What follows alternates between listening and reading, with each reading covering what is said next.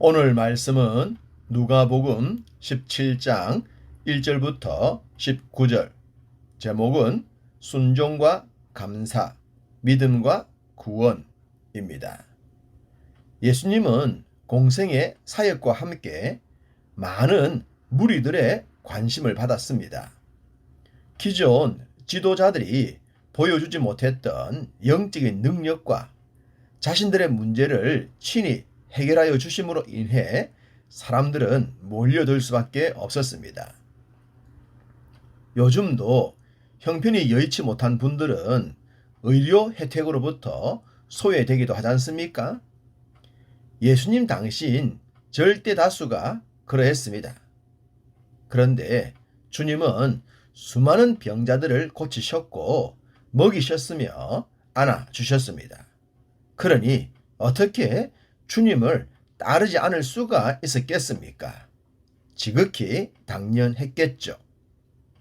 그렇지만 그들, 곧 무리들은 주님이 베푸시는 사역의 핵심이 무엇인지에 대해선 대부분 무관심했습니다. 주님께서 너희가 나를 따르는 것은 먹고 배부른 까닭이라고 하신 말씀처럼 말입니다. 그들은 현실적 문제를 해결하기 위해 주님을 따랐고 그 문제가 해결되면 제자들과는 다른 삶을 살았습니다. 그렇기 때문에 주님은 그들의 필요성을 채워주시면서도 궁극적으로는 제자들을 교훈하신 것입니다. 가령 어떤 일이 끝난 뒤 너희들은 어떻게 생각하느냐 라는 식으로 제자들에게 묻고 가르치셨죠. 오늘 본문도 그러합니다. 1절, 예수께서 제자들에게 이르시되, 앞장에선 바리새인들의 외식과 돈을 좋아했던 모습을 지적하시면서 교훈을 하셨죠. 그런 후에 오늘 본문에서 바로 그 초점을 제자들에게 맞추신 것입니다. 아무리 많은 무리들이 따르더라도 마지막 남을 자들은 제자들이었고 영적인 사역자로 살아갈 자들이 제자들이었기 때문입니다. 지금도 그러하겠죠.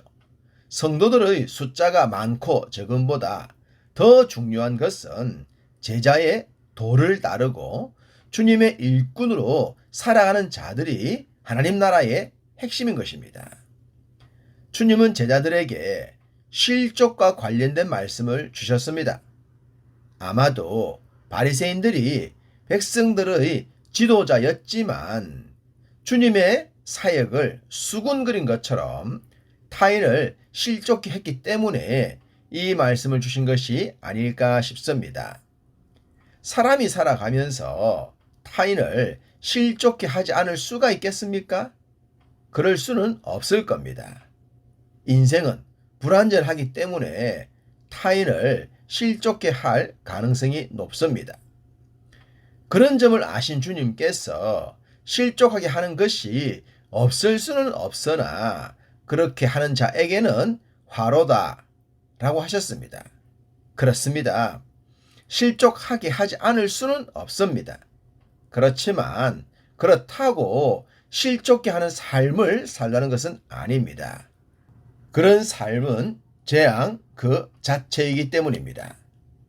입에 재갈을 물리라는 말씀처럼 우리의 입이 타인을 실족케 할 수 있음을 기억하고 재앙을 초래하지 않도록 조심해야 할 것입니다. 특별히 지체와의 관계에서 지체가 잘못을 행했을 때, 그럴 때 더욱 조심하라고 하십니다. 상대가 잘못을 했고 내가 그 잘못을 탓할 수 있는 위치에 있을 때 쉽게 그 사람을 실족케 할 수 있기 때문입니다.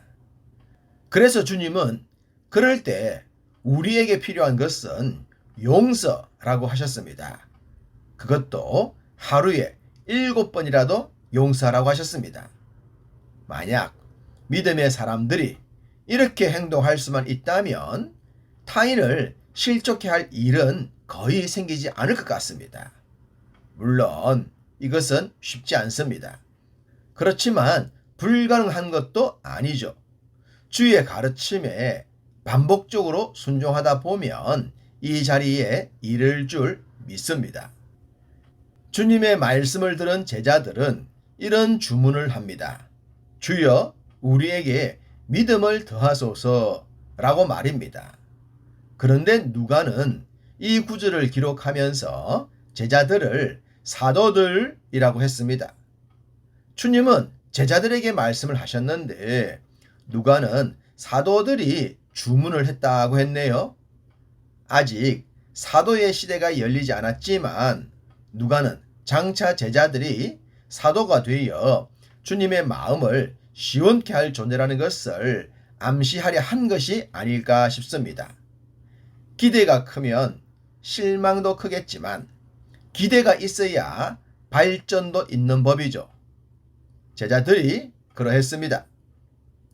사도들이 믿음과 관련된 얘기를 하자 주님은 곧장 겨자씨 하나할 만한 믿음에 대해 말씀을 하셨습니다. 아마도 믿음 생활을 조금이라도 하신 분들이라면 겨자씨에 대해 관심이 있을 것 같습니다.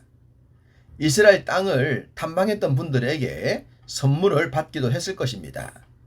어쨌든 성경에서 겨자씨는 성장하는 믿음, 발전하는 믿음을 상징하는 대표 주자라고 하겠습니다. 주님은 겨자씨에 대한 말씀을 통해 발전하는 믿음, 성장하는 믿음에 대해 교훈하신 겁니다. 믿음은 인스턴트 식품처럼 완제품으로 주어지는 것이 아닙니다. 믿음은 성장이 다 끝나버린 성인과 같은 존재도 아닙니다. 믿음은 없는 상태에서 작은 것으로 그리고 발전을 해 나가는 특징이 있습니다. 믿음이 궁극적으로 그리스도의 장성한 분량의 충만한 데까지 자랍니다.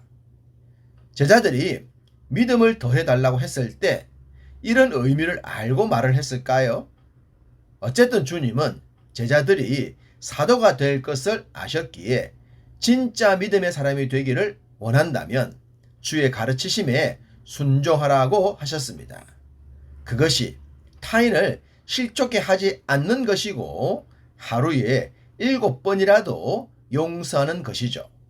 그런 것을 순종함으로 인해 장성한 믿음으로 자라는 것입니다. 이후 주님은 특별한 장소를 찾으셨습니다. 11절과 12절 예수께서 예루살렘으로 가실 때에 사마리아와 갈릴리 사이로 지나가시다가 한 마을에 들어가시니 주님이 누군가를 만나기 위해 이 길을 선택하셨습니다. 마치 사마리아 여인을 만나기 위해 의도적으로 우물가를 찾으셨듯이 말입니다. 주님은 이곳에서 10명의 한센 병자를 만났습니다. 사람이 혼자일 때는 용감하지 못하다가 몇몇이 모이면 군중 심리에 의해 용감해지는 경우가 많죠. 예비군들처럼 말입니다. 한센 병자들도 10명이 모였기 때문에 주님을 보자 예수 선생님이여 우리를 불쌍히 여기소서라고 소리쳤습니다. 10명의 외침. 그러나 그 외침 속엔 진짜와 가짜가 있지 않을까요? 남들이 외치니 나도 외치고 진짜 나을 수 있다는 확신도 없이 옆 사람을 따라서 불쌍히 여겨달라고 했을 수도 있습니다. 우리가 잘 알듯이 이 10명의 한센 병자들이 다 고침을 받지만 그 중에서 단 한 명만 주님께 감사하지 않습니까?